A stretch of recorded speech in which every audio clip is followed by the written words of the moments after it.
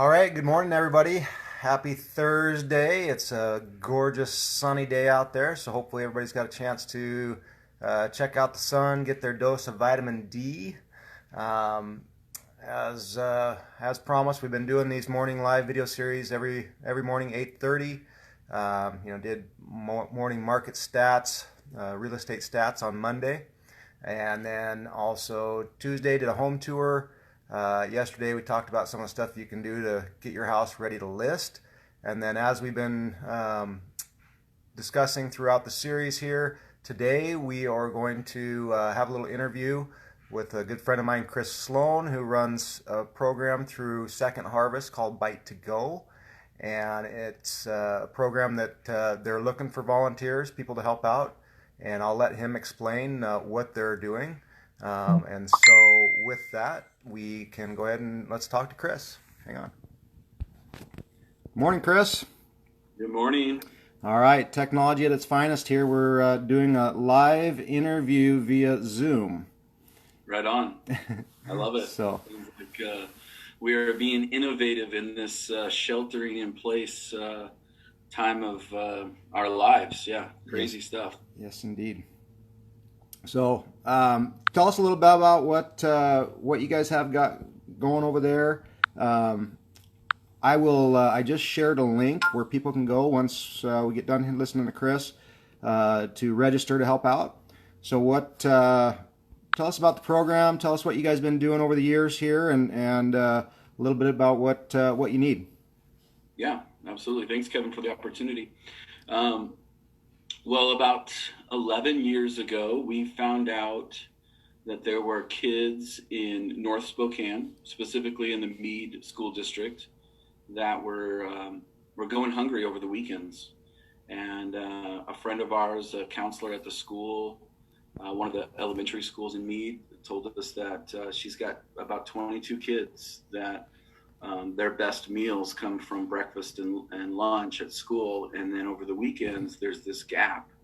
And she introduced us really to the concept of providing food for kids and getting it to them, discreetly in their backpack on Friday, and away they go for the weekend. And then they've got some substance that can keep them kind of going, as kids need a lot of burn through a lot of fuel, as Kevin and I both know.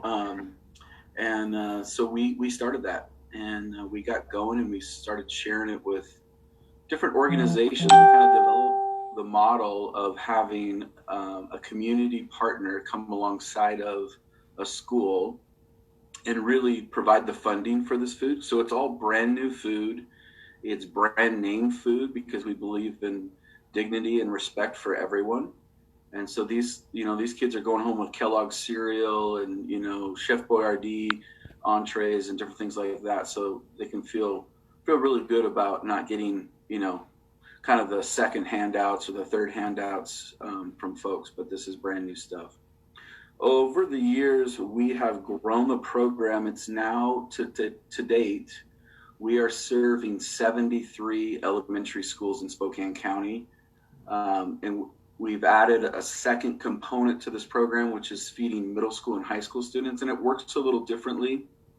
Won't get into it this morning, but the concept is basically student leaders in middle school and high school, they actually pack the food for their peers that are in need without knowing their identity at all. And then it's distributed through a teacher at their middle or high school. But we've got now 31 secondary schools. So if I do my math right, during this COVID time, that's 104 schools feeding over 4,200 kids every weekend, every Wow. Friday, or a package of food. So amazing stuff. And it wouldn't be possible without these incredible churches, Kevin, and businesses that have stepped up to the plate to say, hey, that's my school. I want to take it on. I want to provide funding. I want to provide the volunteer efforts.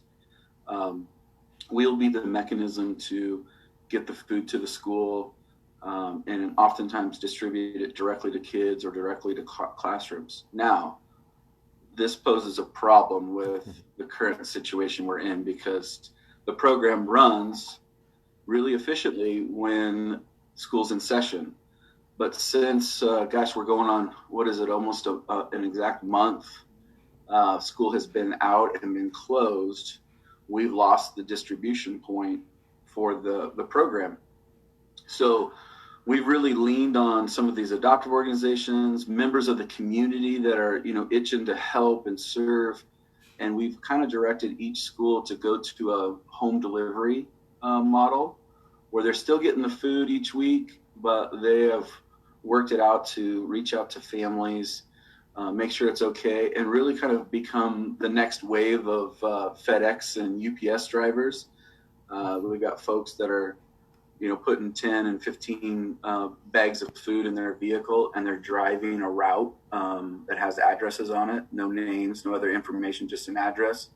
And they're running the bag up to the front door and dropping it on the doorstep, ringing the doorbell like the UPS driver does, and then they're heading back to their vehicle so they can keep safe distance and make sure that they're safe and the folks that are receiving food are safe. So we're in need. I actually have a call with all of the secondary schools today as another Zoom call, and I'm going to assess where we're at and who needs more volunteer help to be some of these volunteer drivers to get the food to kids. So it's more critical than ever. I can't emphasize that enough because of the fact that school is out.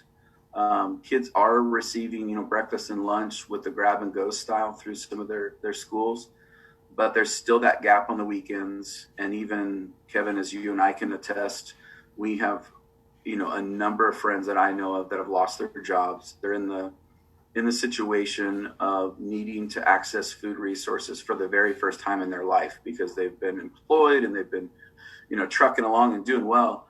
And now all of a sudden, they're out of a job, they're being furloughed, their company is shut down, whatever it may be. And they're needing these food resources. So the demand on our food bank network is greater than it ever has been. It's even doubled the numbers of what we saw in 2008 with the recession and the Right.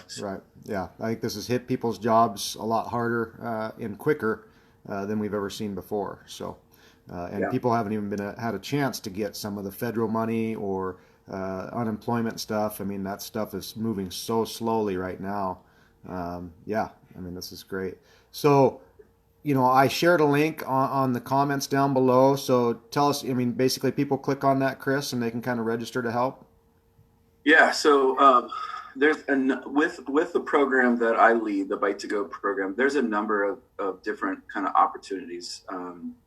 We do a Thursday distribution where a lot of these organizations come directly to our warehouse and they pick up food. So we need volunteer help just to load vehicles that way. Sure.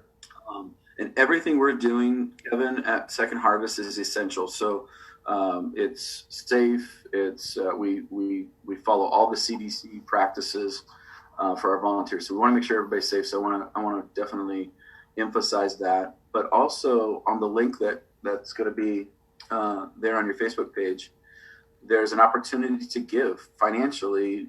We are trying to raise over $700,000 just to cover these unexpected, unprecedented expenses that we have to get more food out and source more food for our entire community. So that's a huge need. But then we have we are working now. We're open 7 days a week. And I believe if I'm doing my numbers right, I think we have at least 4 to 5 2-hour sessions a day that we need volunteers to come. And some of those sessions will include packing and building these Bite to Go kits for elementary school kids. Right. And it's actually fun. I mean, I've gone and done the packing, and it's always, everybody's got high energy and it's just a good time actually. Yeah, it's a lot of fun. And I think even more so now, people are rallying together. I keep seeing hashtags of Inland Strong, we're the Inland Northwest, and neighbors are rallying together. And so, I can't think of a better way to kind of break through the stress and the anxiety and the struggle of where we all are at with the sheltering in place and kind of the economy, really struggling, to go down and serve somebody else, Sure. to go and Get the feel good juices going, right? absolutely always need the feel good juices. Right, Yeah. right. Well, that's awesome, Chris. I appreciate your time this morning. I think we'll let you get back to go and doing what you're doing. Yeah. Please, if you have the time and the resources to help out, we just need volunteers. It doesn't necessarily need to take money. And if all you have is money and not time, that's always much appreciated as well. Again, I hope you guys have a great day. Enjoy the sun, and let's get out there and help everybody. Have a great day, guys. Thanks, Chris. Thank you.